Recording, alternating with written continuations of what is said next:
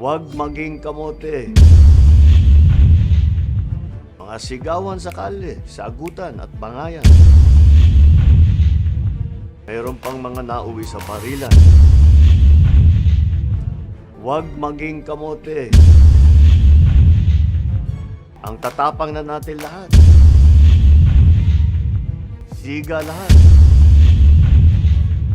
Ano na ba ang kultura na ito na pagiging siga sa daan? Saan ba natin nakuha ito? Ano na bang nangyayari sa atin at parang natural lang ang mga ganitong komprontasyon at karahasan? Araw po sa atin lahat at sana ay nasa mabuti at mapayapa kayong kalagayan. Parating na ang mahal na araw at sigurado akong may kanya-kanya tayong mga lakad kasama ang mga mahal natin sa buhay. Kaya ang mensahe ko ngayon sa inyong lahat ay pag-iingat.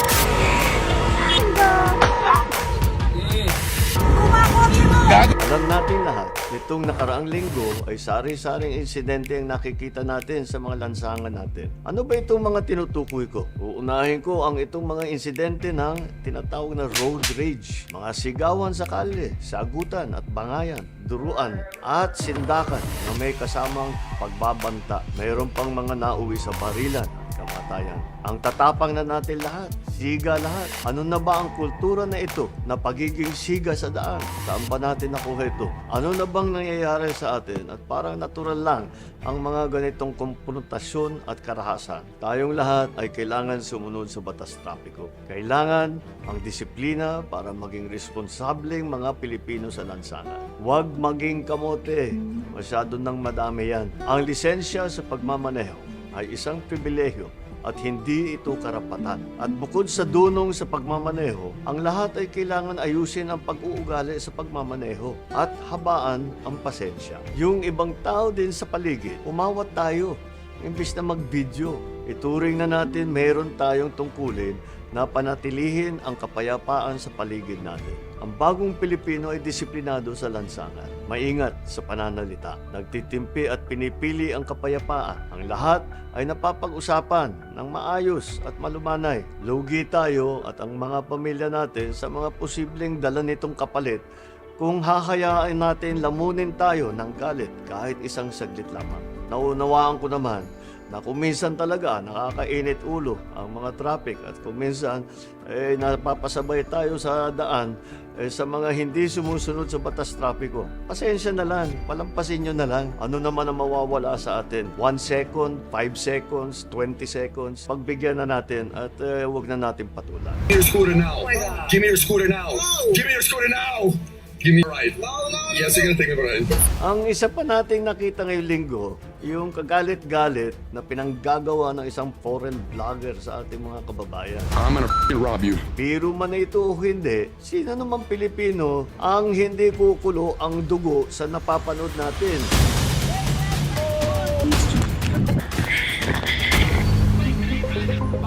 Nakakalungkot dahil ito isang naging bahagi na ng social media na nagkakaroon ng mga vlogger na nanggugulo lang, nang aasar lang, nang buwisit lang, nang babastos lang para makakuha ng mga viewers. Huwag tayong sasama dyan sa ganyang klaseng ugali. Hindi naman ganyan ang ugaling Pilipino. Asahan ninyo yung mga gumagawa ng ganyan na hindi natin pababayaan na patuloy nilang ginagawa yan.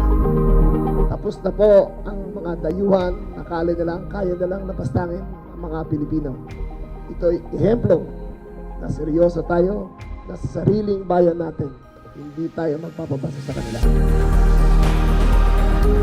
Likas na mababait ang mga Pilipino. Magalang, makapumbaba, napakahaba ng pasensya. Kaya't nakakalungkot na makitang naaabusong ganito nating katangian. Natural sa atin na matawanan lamang at hindi na palakihin ang mga ganitong klaseng pambabastos. Pero hindi nanghuhulugan na palalampasin ito ng ating pamahalaan. Dapat tayo pumalag sa mga bully. Kasama nyo ang pamahalaan para ilugar ang mga ganitong tao. Sana ay magsilbing aral ito sa mga pagtatangkang pumasok pa rito sa Pilipinas para lang hamakin at gawing katatawanan ang ating mga kababayan. Ngayong darating na mahal na araw, piliin natin ang kapayapaan. Piliin natin ang kaligtasan para sa ating mga sarili at lalo na sa ating mga pamilya. Ang bagong Pilipino ay naninindigan para sa kanyang bayan. Ang bagong Pilipino ay pumapanig sa kapayapaan at kaligtasan, lalo na sa lansangan. Magbigayan tayo, maging magpakumbaba. Mabuhay po tayong lahat at mag-ingat po tayo. Kaya ang mensahe ko ngayon sa inyong lahat ay pag-iingat.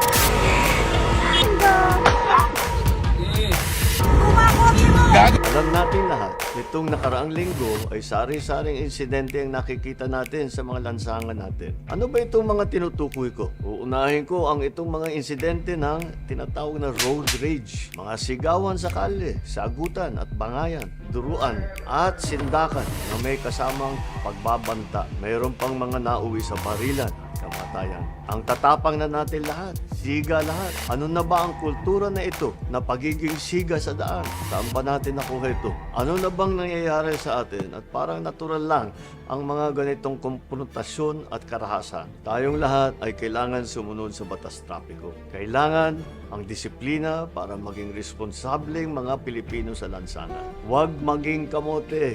Masyado nang madami yan. Ang lisensya sa pagmamaneho ay isang pribilehyo at hindi ito karapatan. At bukod sa dunong sa pagmamaneho, ang lahat ay kailangan ayusin ang pag-uugali sa pagmamaneho at habaan ang pasensya. Yung ibang tao din sa paligid, umawat tayo.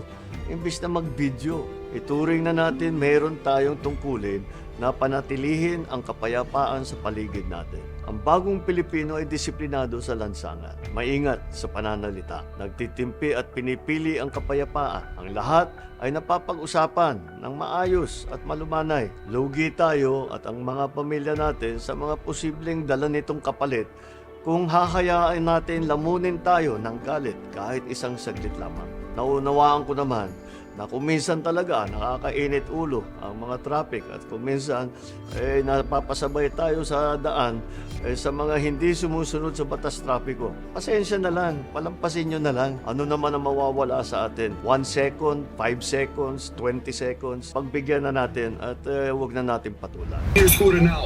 Give me your scooter now. Give me your scooter now. Give me a ride. Yes, you're gonna take me for a ride. Ang isa pa nating nakita ngayong linggo, yung kagalit-galit na pinanggagawa ng isang foreign vlogger sa ating mga kababayan. I'm gonna rob you. Biro man na ito o hindi, sino naman Pilipino ang hindi kukulo ang dugo sa napapanood natin?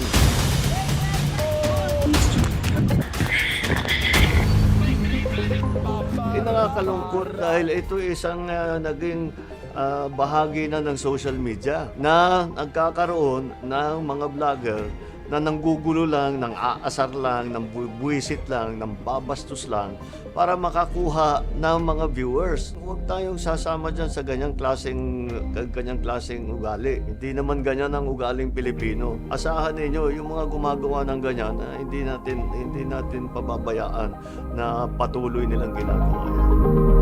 Tapos na po ang mga dayuhan, nakali na lang, kaya na lang napastangin ang mga Pilipino. Ito'y ehemplo na seryoso tayo na sa sariling bayan natin.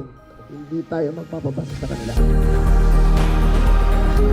Likas na mababait ang mga Pilipino. Magalang, makapumbaba, napakahaba ng pasensya. Kaya't nakakalungkot na makitang naaabuso ang ganito nating katangian. Natural sa atin na matawanan lamang at hindi na palakihin ang mga ganitong klaseng pambabastos. Pero hindi nanghuhulugan na palalampasin ito ng ating pamahalaan. Dapat tayo pumalag sa mga bully. Kasama nyo ang pamahalaan para ilugar ang mga ganitong tao. Sana ay magsilbing aral ito sa mga pagtatangkang pumasok pa rito sa Pilipinas para lang hamakin at gawing katatawanan ang ating mga kababayan. Ngayong darating na mahal na araw, piliin natin ang kapayapaan. Piliin natin ang kaligtasan para sa ating mga sarili at lalo na sa ating mga pamilya. Ang bagong Pilipino ay naninindigan para sa kanyang bayan. Ang bagong Pilipino ay pumapanig sa kapayapaan at kaligtasan, lalo na sa lansangan. Magbigayan tayo, maging magpakumbaba. Mabuhay po tayong lahat at mag-ingat po tayo. Kaya ang mensahe ko ngayon sa inyong lahat ay pag-iingat.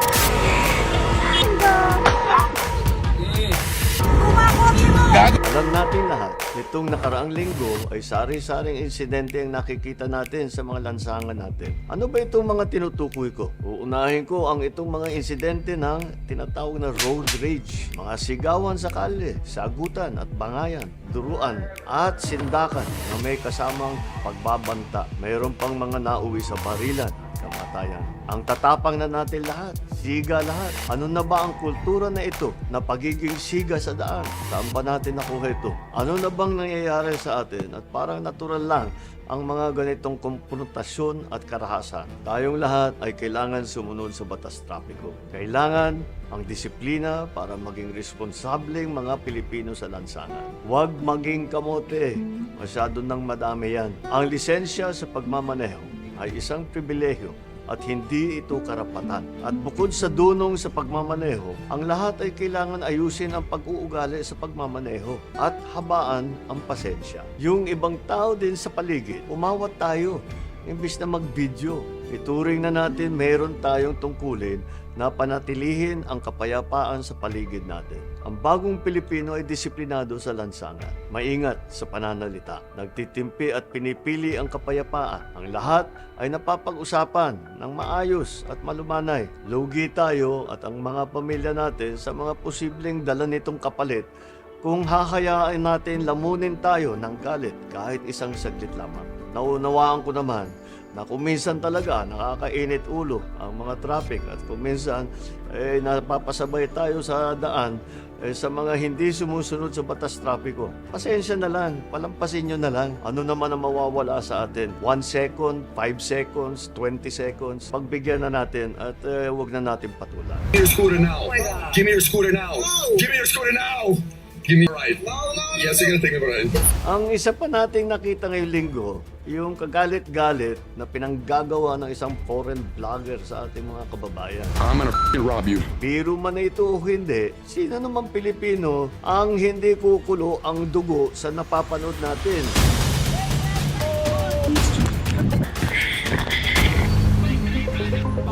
Nakakalungkot dahil ito isang naging bahagi na ng social media na nagkakaroon ng mga vlogger na nanggugulo lang, nang aasar lang, nang buwisit lang, nang babastos lang para makakuha ng mga viewers. Huwag tayong sasama dyan sa ganyang klaseng ugali. Hindi naman ganyan ang ugaling Pilipino. Asahan ninyo yung mga gumagawa ng ganyan na hindi natin pababayaan na patuloy nilang ginagawa yan. Tapos na po ang mga dayuhan, nakali na lang, kaya na lang napastangin ang mga Pilipino. Ito'y ehemplo na seryoso tayo na sa sariling bayan natin. Hindi tayo magpapabasa sa kanila. Likas na mababait ang mga Pilipino. Magalang, makapumbaba, napakahaba ng pasensya. Kaya't nakakalungkot na makitang naaabusong ganito nating katangian. Natural sa atin na matawanan lamang at hindi na palakihin ang mga ganitong klaseng pambabastos. Pero hindi nanghuhulugan na palalampasin ito ng ating pamahalaan. Dapat tayo pumalag sa mga bully. Kasama nyo ang pamahalaan para ilugar ang mga ganitong tao. Sana ay magsilbing aral ito sa mga pagtatangkang pumasok pa rito sa Pilipinas para lang hamakin at gawing katatawanan ang ating mga kababayan. Ngayong darating na mahal na araw, piliin natin ang kapayapaan. Piliin natin ang kaligtasan para sa ating mga sarili at lalo na sa ating mga pamilya. Ang bagong Pilipino ay naninindigan para sa kanyang bayan. Ang bagong Pilipino ay pumapanig sa kapayapaan at kaligtasan, lalo na sa lansangan. Magbigayan tayo, maging magpakumbaba. Mabuhay po tayong lahat at mag-ingat po tayo sa daan.